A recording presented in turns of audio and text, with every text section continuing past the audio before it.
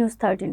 কুড়িগ্রামের নাগেশ্বরী উপজেলা জাহানারা ফাউন্ডেশনের উদ্যোগে শীতার্থ ও অসহায় মানুষের মাঝে শীতবস্ত্র বিতরণ করা হয়েছে। শনিবার সকাল 10টায় পৌর বিএনপির সদস্য সচিব মোহাম্মদ আজিজুল হকের পরিবারের উদ্যোগে নিজ বাড়িতে এই কার্যক্রম অনুষ্ঠিত হয়। উক্ত অনুষ্ঠানে পরিবারের সদস্যরা উপস্থিত ছিলেন।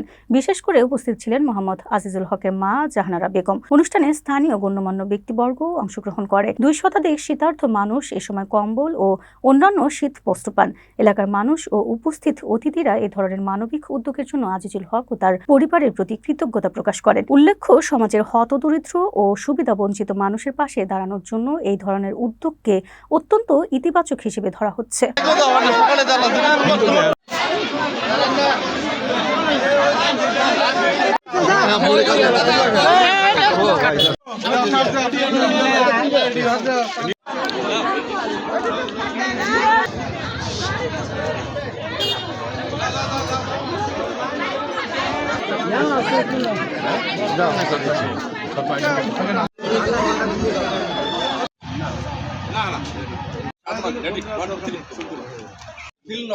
দিল